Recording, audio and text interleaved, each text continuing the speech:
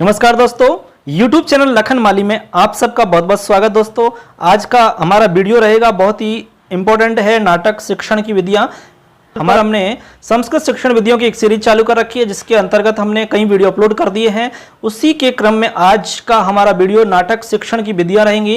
ये हमारा आज का टॉपिक रहेगा, बहुत ही इंपॉर्टेंट टॉपिक है। इसमें हम वो आपको सब बताएंगे, इससे पहले जितनी भी एग्जाम हैं उनमें कहां से आपके प्रश्न आ चुके हैं, कहां से प्रश्न आपके बन सकता है, और संपूर्ण इसमें आपकी जितनी भी विधियां होंगी सबको व्याख्या के सहित हम आपको यहां पर बताएंगे। अच्छे से व्यवहारिक तरीका से आपको पूरा उदाहरण के सहित आपको समझाने की हम कोशिश करेंगे। चलिए स्टार्ट करते हैं आज का ये खास वीडियो। यदि आप चैनल पर पहली बार आए तो चैनल को जरूर सब्सक्राइब करें, क्योंकि आपको इस चैनल पर मिलेगा सब कुछ आपको निःशुल्क, और बेल आइकन को प्रेस करें जिससे कि आपको नोटिफिकेशन आपको तुरंत मिल सके। चलिए स्टार्ट करते हैं आज का ये खास वीडियो। सबसे पहले हम जानेंगे नाटक क्या है। तो नाटक के बारे में अलग अलग बताया गया है, जैसे कि आपको पता है कि दश रूपक में धनंजय के द्वारा बताया है अवस्थानुकृतिर नाट्यम, यानी अवस्थानुकृतिर नाट्यम ये कहा गया है नाटक के विषय में। यानी कि नाटक का मतलब होता है अवस्था का अनुकरण करना नाटक है। ऐसा नाटक के विषय में कहा गया है कि जैसे कोई भी अवस्था है उसका यदि अनुकरण हम कर रहे हैं तो वही नाटक है। दूसरा, अभिज्ञान शाकुंतल में नाटक के बारे में कहा गया है काव्येषु नाटकम रम्यम, यानी काव्यों के अंदर नाटक सबसे ज्यादा रमणीय कहा गया है। विज्ञान शाकुंतल के अंदर नाटक के विषय में कहा गया काव्येषु नाटकम रम्यम, यानी कि काव्यों के अंदर नाटक जो है वो रमणीय कहा गया है, इसीलिए विशेष है नाटक।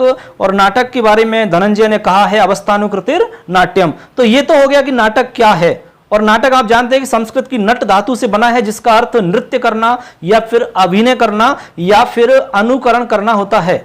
यदि हम भरत मुनि के अनुसार बात करें तो भरत मुनि ने नाटक के लिए नाट्याख्यम पंचमम वेदम सेतिहासम करोम्यहम, यानी पांचवा इसको वेद माना है, ऐसा भरत मुनि जी कहते हैं। ठीक है ना। तो ये नाटक के विषय की बात, एक संक्षिप्त जानकारी हो गई। अब बात करेंगे कि नाटक के अंदर मुख्य जो होता है वो दोस्तों अभिनय होता है, एक्टिंग। ये नाटक की सबसे मेन और मुख्य बात है, नाटक के अंदर अभिनय। अब अभिनय के बारे में हम जानते हैं कि अभिनय जो है वो दोस्तों चार प्रकार का होता है अभिनय। ठीक है ना। एक तो होता है आपका कायिक, कायिक का मतलब काया से संबंधित, काया का मतलब होता है आपका शरीर, तो शरीर से संबंधित का मतलब हो गया शारीरिक क्रियाओं से संबंधित। हम जो भी शारीरिक क्रिया करते हैं, जो भी गतिविधि करते हैं हम, वो शरीर से संबंधित आपकी वो सारी की सारी कायिक होती हैं। एक होती है वाचिक, वाचिक का मतलब वाणी के द्वारा जो भी आप बोलते हो, वाणी के द्वारा जो भी कुछ आप व्यक्त कर रहे हैं वो आपका अभिनय हो गया, वाचिक अभिनय।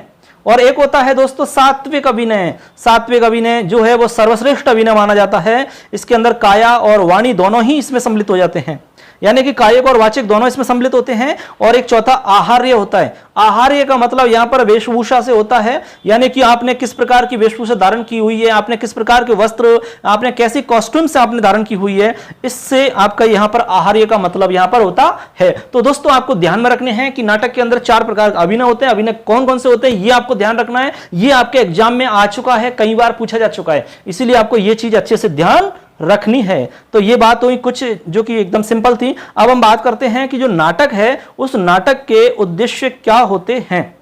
ठीक है।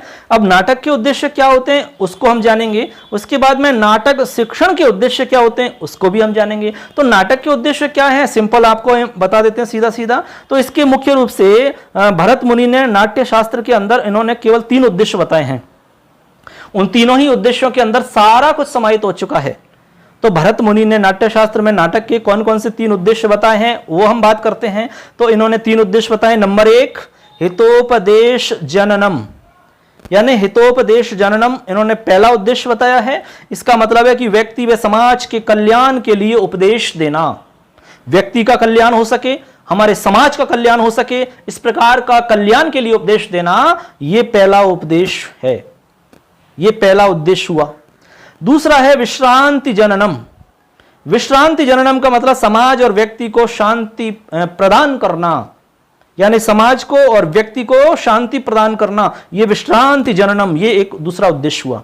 तीसरा उद्देश्य है विनोद जननम, यानी व्यक्ति और समाज का विनोद यानी मनोरंजन करना। ये 3 भरत मुनि जी ने अपने नाट्य शास्त्र के अंदर 3 उद्देश्य बताए हैं। ये नाटक के उद्देश्य बताएं। अब हम बात करते हैं नाटक शिक्षण के कौन कौन से उद्देश्य होते हैं, क्योंकि हम जितने भी शिक्षण की बात कर रहे हैं उनके सबके उद्देश्य आपको अच्छे से ध्यान में रखने हैं। कौन कौन से उद्देश्य किस शिक्षण के हैं, तो यहां से भी आपका प्रश्न बनता है। तो हम बात करते हैं कि नाटक शिक्षण के कौन कौन से उद्देश्य हैं। तो सबसे पहले आपको बताते हैं इसके उद्देश्यों में, बालकों को अभिनय कला का ज्ञान करवाना, यह एक उद्देश्य हुआ। बालकों को संवाद या बोलना सिखाना, बालकों में अपने विचारों को क्रमबद्ध रूप में प्रस्तुत करने की क्षमता विकसित करना, बालकों को नाटक के विविध तत्वों का ज्ञान करवाना, प्रस्तुत पात्रों द्वारा संस्कार व चरित्र का शिक्षण, विभिन्न जीवन दर्शन और परिस्थितियों का ज्ञान, यह भी उद्देश्य है। अनेक प्रकार के जीवन दर्शन, जीवन दर्शन के बारे में अनेक प्रकार की परिस्थितियों का ज्ञान करवाना, यह उद्देश्य है। इसके अलावा अभिनय कला का परिचय प्रदान करना, अभिनय कला क्या होती है इसका परिचय देना, और संस्कृत रूपकों का परिचय, यानी रूपक का मतलब यहां नाटक जो है उनका परिचय प्रदान करना, ये सब के सब नाटक शिक्षण के उद्देश्य हैं। तो ये आपको ध्यान में रखना है, नाटक शिक्षण के कौन कौन से उद्देश्य होते हैं। अब बात करते हैं दोस्तों, मुख्य बिंदु पर चलते हैं कि नाटक शिक्षण क्या है। ये हमने देखा, नाटक शिक्षण में नाटक क्या है ये देखा, नाटक में अभिनय कितने प्रकार का होता है ये देखा, नाटक शिक्षण के अंदर उद्देश्य नाटक शिक्षण के क्या होते हैं वो देखा, और नाटक में जो आपका नाटक के उद्देश्य क्या होते हैं ये हमने ये जाना। अब हम जानेंगे कि नाटक शिक्षण की कौन कौन सी विधियां होती हैं, उनकी सबके एक एक हम विधियों को हम अभी पढ़ेंगे। चलिए स्टार्ट करते हैं। नाटक शिक्षण की कौन कौन सी विधियां हैं दोस्तों। नाटक शिक्षण की मुख्य रूप से जो विधियां हैं वो हम आपको बता देते हैं। एक तो इसमें आपकी व्याख्या विधि, तो एक विधि है इसमें व्याख्या विधि। तो व्याख्या विधि क्या होती है, सबसे पहले हम इसी के बारे में जानते हैं।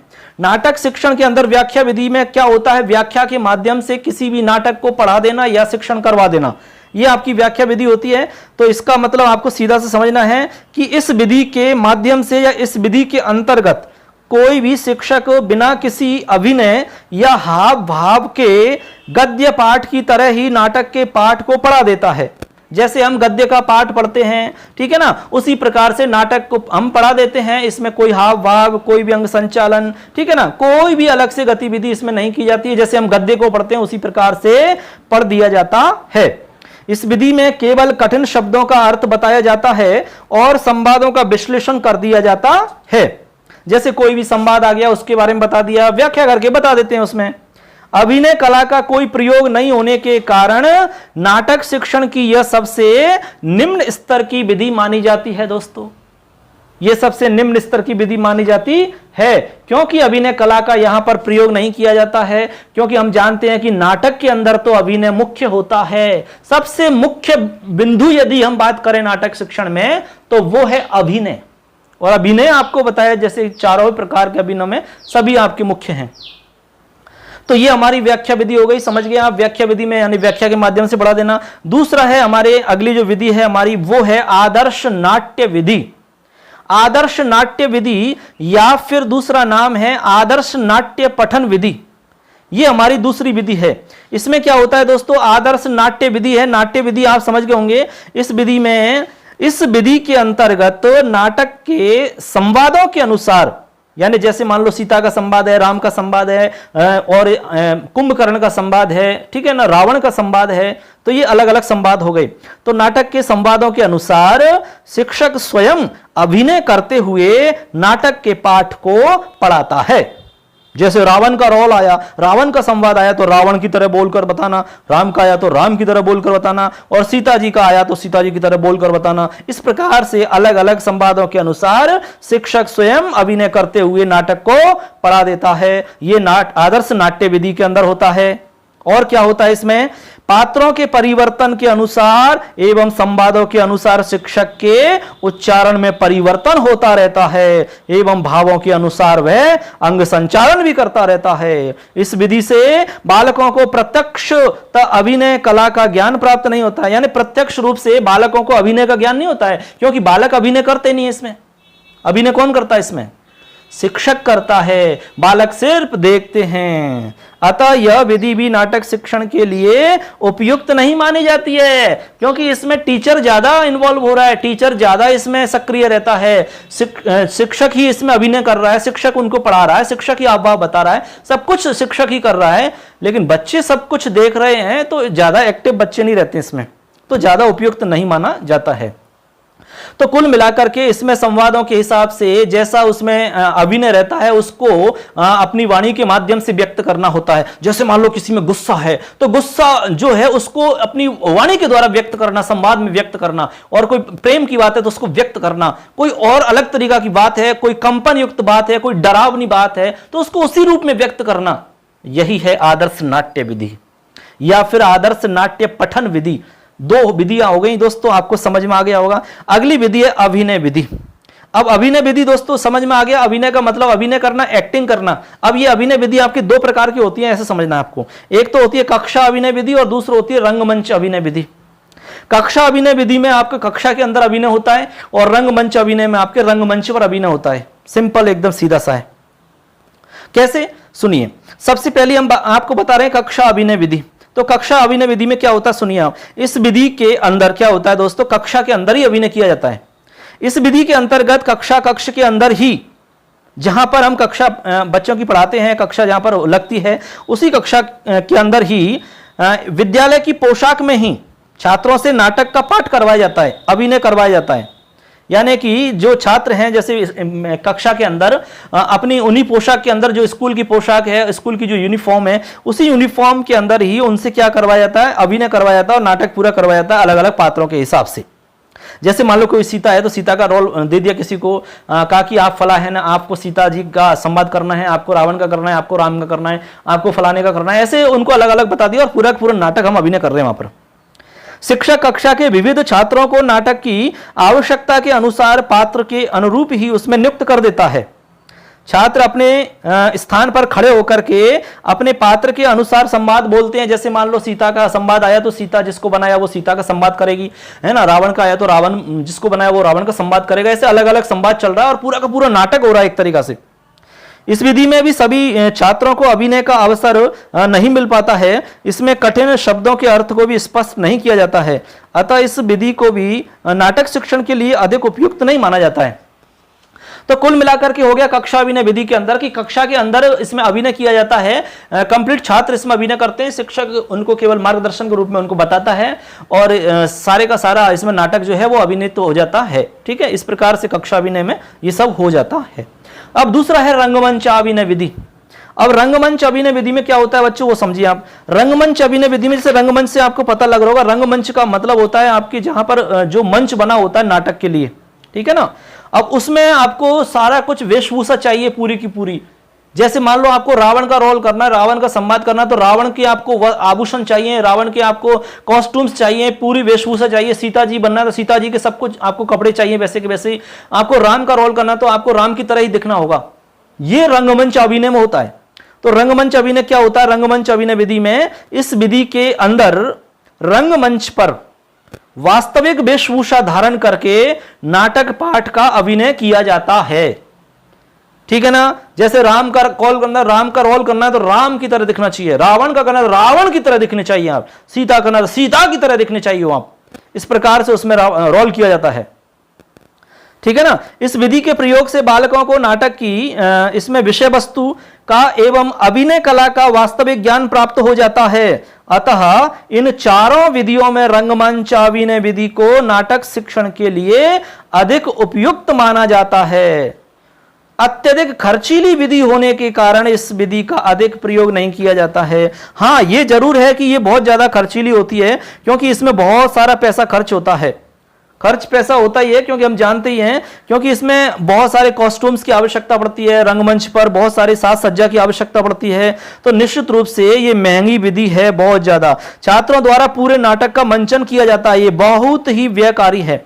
वैसे तो नाटक शिक्षण की सर्वोत्तम विधि है ये, लेकिन धन समय की दृष्टि से देखा जाए तो ये उपयुक्त नहीं है। सभी विद्यालयों में एवं संस्थानों में इस हेतु पर्याप्त सुविधाएं उपलब्ध नहीं होती हैं। यह विधि मनोवैज्ञानिक विधि है, ये हम मानते हैं। ठीक है ना। अब इसके बाद में एक विधि और है बच्चों, एक विधि बस, उसके बाद में आपकी पूरी विधि हो जाएंगी। लास्ट विधि है समवाय विधि। इसको हम प्रयोग विधि भी कह सकते हैं, संयुक्त विधि भी हम कह सकते हैं। अब समवाय विधि में क्या होता है, ये आप समझ गए होंगे कि समवाय विधि के अंदर सारी विधियों को मिला देते हैं। मतलब उपर्युक्त जो हमने विधियां, अभी चारों विधियां पढ़ी ने, उन सभी विधियों में ही कोई ना कोई दोष अवश्य छिपा हुआ होता है। हम सब जानते हैं कोई विधि है तो उसमें कोई ना कोई दोष जरूर है। अतः इन सभी दोषों को दूर करने के लिए शिक्षक अपनी सुविधा के अनुसार इन सभी विधियों को यदि समेकित रूप से प्रयोग करता है तो वह समवाय विधि मानी जाती है। सभी विधियों को इकट्ठा एक साथ मिला करके फिर उसका पाठ करवाता है तो यह समवाय विधि कहलाती है। अतः नाटक शिक्षण के लिए समवाय विधि को ही सर्वश्रेष्ठ विधि के रूप में स्वीकार किया जाता है। तो समवाय विधि को सर्वश्रेष्ठ विधि नाटक की माना जाता है दोस्तों, ठीक है ना। तो इस प्रकार से आप समझ गए होंगे कि कौन कौन सी विधियां होती हैं और हर विधि को हमने व्याख्या के साथ में अच्छे से समझाया है। तो आपको समझ में आ गया होगा कि नाटक शिक्षण की सर्वश्रेष्ठ विधि किसे माना जाता है, समवाय विधि को माना जाता है।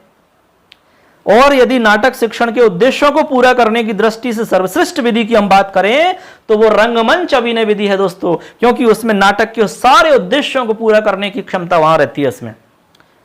तो इस प्रकार से आप समझ गए होंगे नाटक शिक्षण में कि नाटक शिक्षण के उद्देश्य क्या होते हैं, नाटक के कौन कौन से उद्देश्य होते हैं, नाटक क्या होता है और नाटक में आपकी कौन कौन सी विधियां होती हैं, हर विधि का आपको। चलिए दोस्तों आगे हम बताते हैं आपको नाटक पाठ योजना के कौन कौन से सोपान होते हैं। यानी कि नाटक आपने शिक्षण करवा दिया, अब जब आप पाठ योजना बनाते हैं तो इसमें कौन कौन से सोपान आते हैं, उन सोपान की हम बात कर लेते हैं। इसी के साथ में हमारा आज का जो नाटक पाठ योजना का जो हमारा ये लेसन है आज का कंप्लीट हो जाएगा।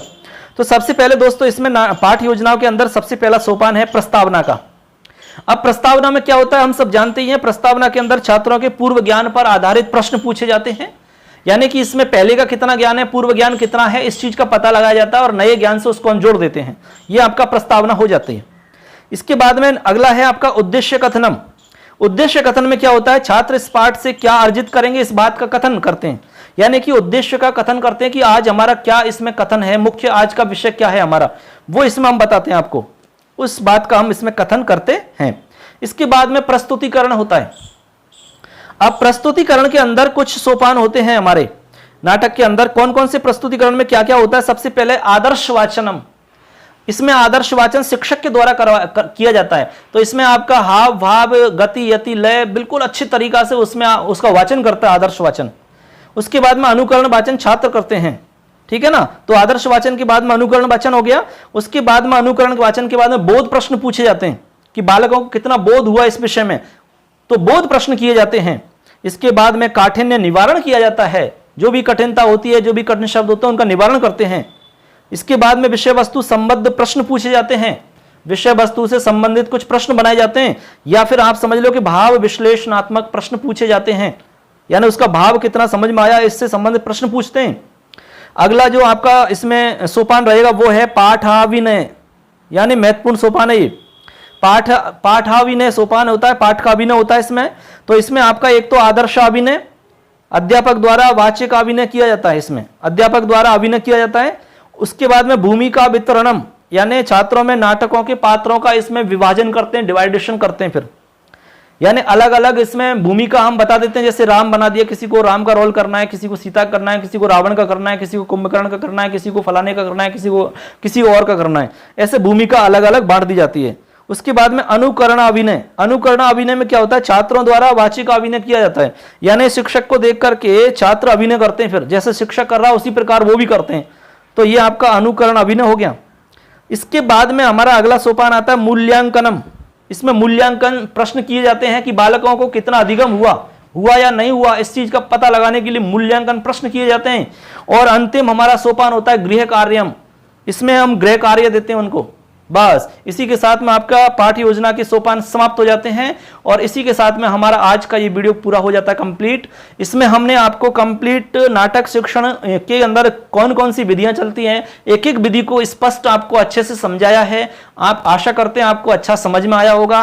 और यदि आपको कोई दिक्कत है तो कमेंट करके हमें बताएं। चैनल पर नए आए तो जरूर सब्सक्राइब करें, अपने दोस्तों को शेयर करें। मिलते हैं अगले वीडियो के साथ में, तब तक के लिए जय हिंद, जय भारतम। आप सुन रहे हैं मैं आप सबका लखन लाल माली। मिलते हैं अगली वीडियो के साथ।